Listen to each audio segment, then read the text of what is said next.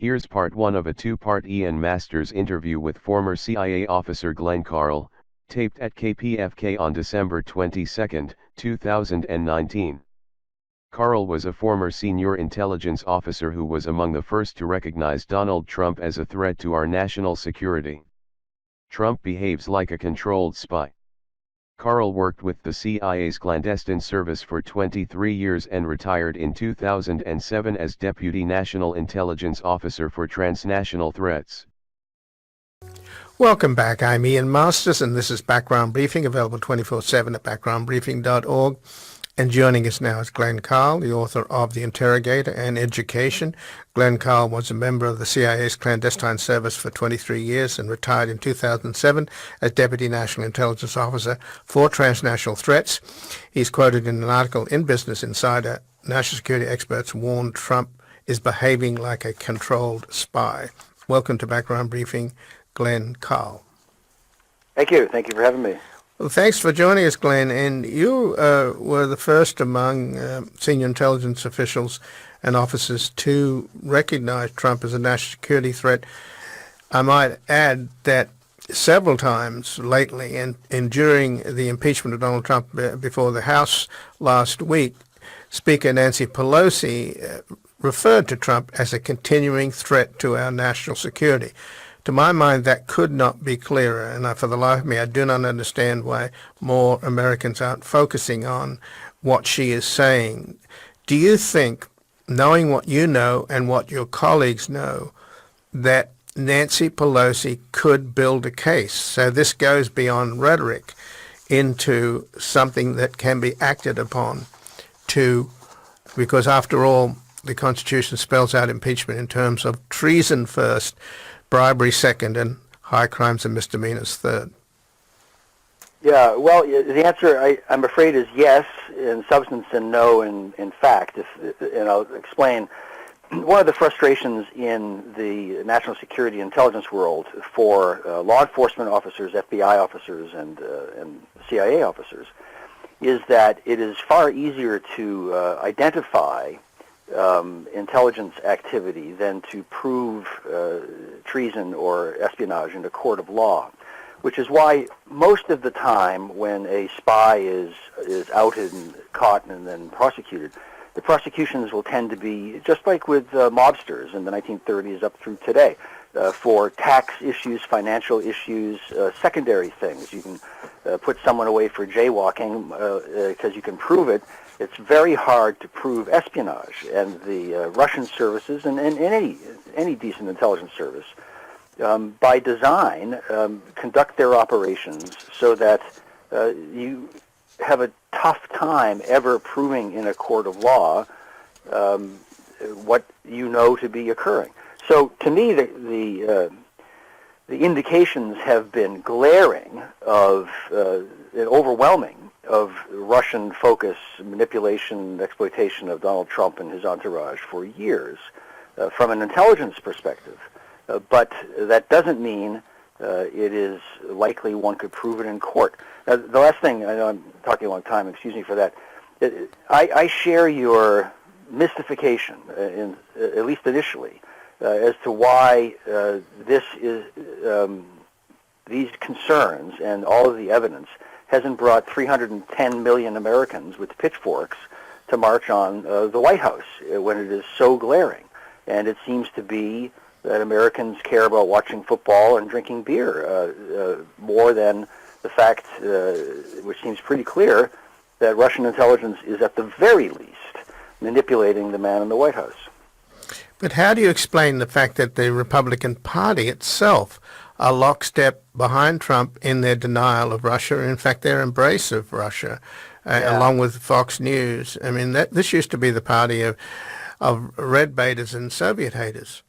Right. It's a fascinating and very alarming phenomenon. Now, as the election was unfolding, I predicted, and this is, it's unseemly to quote oneself, or praise oneself, but I will do that and get in trouble with my father up in heaven. I predicted that as soon as a leader is chosen, basically half of the tribe will raise their arms in salute. This is just how it works. I experienced this shockingly in the CIA in my time during my experiences with the enhanced interrogation program or the torture program. I know my colleagues to be honorable men and women who take their oath very seriously. But I experienced that as soon as they were told that the president has ordered such and such and says that it is legal, that was the end of the thinking. And all of a sudden, well, that's our position. By definition, we're the good guys. My tribe is my tribe. And thus ends any independent reason. It was shocking to experience. So for half of the Republicans, I think that's sort of what's happening. I think there's also some other, two other phenomena. One is psychological, in that people believe, even in the when confronted with the facts, will tend to believe that whatever they identify as their side, their group, will be in the right, and they will defend it. It becomes an irrational and yet sincere phenomenon.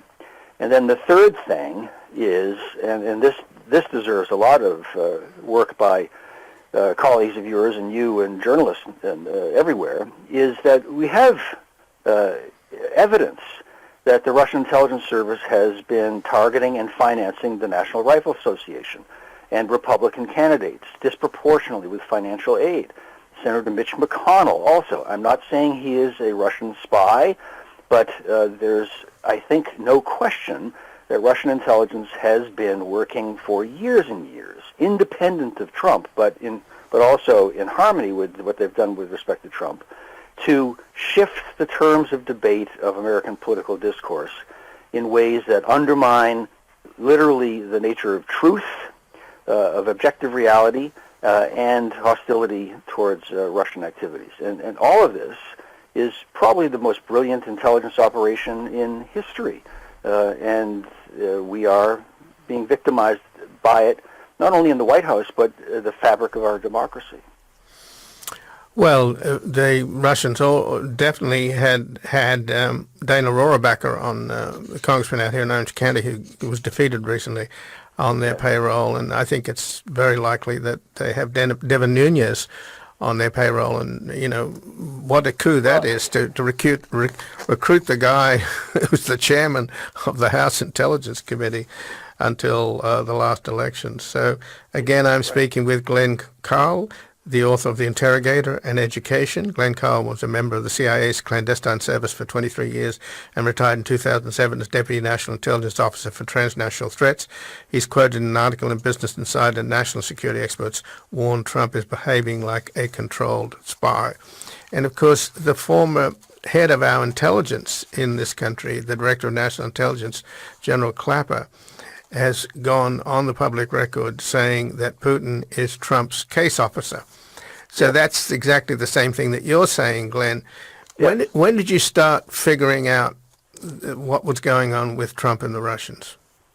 Well, I'm like any engaged citizen. I watched the political life, and I was watching the campaign begin and take shape in 2015.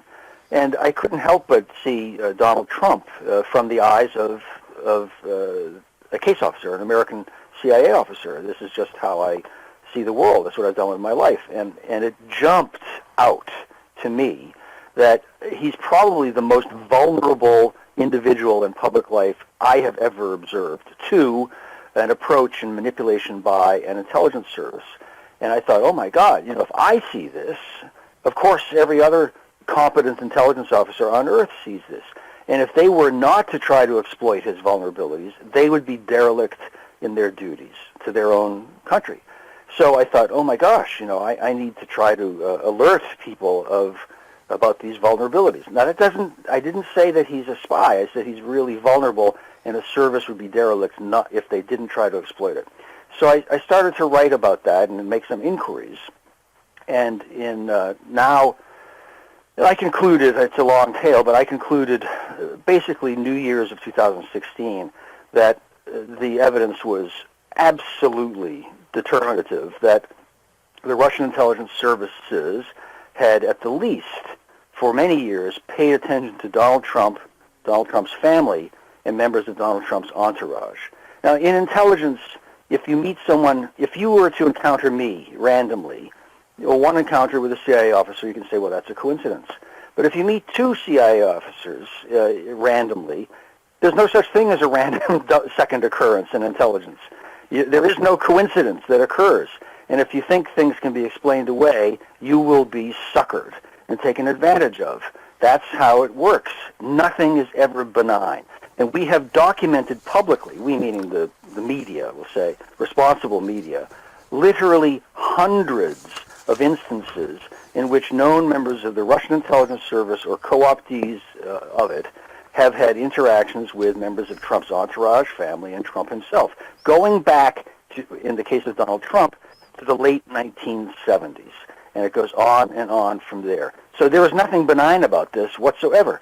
Now, Trump can say, I'm not a spy, but I handled, for every intelligence officer handles his or her entire career, an infinite number of people who completely believe that they are not serving the intelligence service of a foreign power, and in fact are. So it's a shocking series of decades-long events. Well, you know, the Soviet Union was always really run by the KGB behind the scenes, and it's certainly now with Putin, the SVR and the FSB, the successor agencies, are literally running the Russia Today. They regulate the oligarchs. The oligarchs are in fact cutouts at the service of the intelligence service. So it would be like the CIA owning every billionaire in this country and giving them tasks to do and saying, you know, if you don't cooperate with us, then we'll take your fortune away from you. So that's how the system works. It's highly coincidental to me that not only Trump, who we know is greedy for money and has never really been a billionaire, been a fake billionaire, and the Russians have propped him up whenever he went bankrupt, which happened a lot. But the kids are also, I mean, first of all, they're all Slavophiles. Their mother, Ivana Trump, took them to Czechoslovakia behind the Iron Curtain for every summer holiday. You know, Jared and Ivanka's best friends is the former wife of Abramovich, one of the richest, Roman Abramovich, the guy that owns the Chelsea football club in the UK, one of Putin's closest cronies, and their connections to the Russian elite go back. In fact, Ivana's connection might well have been working for the KGB before she met Trump. Well, I think that we have strong evidence that she is at the least, she was co-opted because of pressure that the Czech intelligence service, which was an adjunct of the Russian intelligence service, was placing upon her parents and thus on her. This is all documented. There are now in the public domain telegrams or reports written by Czech intelligence officers of their meetings, pressuring Ivana's, Trump's first wife's parents, and her, and how she had expressed to them fear about what would happen to her and if she didn't do what they wanted. This is not surmise. This is established, and that goes back to the late 1970s. Now, let me compare this to my own professional episode, which I'll fudge just a little, but I can still make the point. I was working on a foreign target, which is what we call them, a person I wanted to have work for the CIA, and I thought that all of the circumstances were right, and this person was very well placed in the government. The answer came back from CIA headquarters, from my superiors: no, you have to stand down in this operation, no further action taken. And I protested. Why did they say this? Because one time, a decade prior to when I was working the case, this individual had had contact with a known member of the Russian intelligence service in a way that was associated with that individual's profession. And so we could not take the chance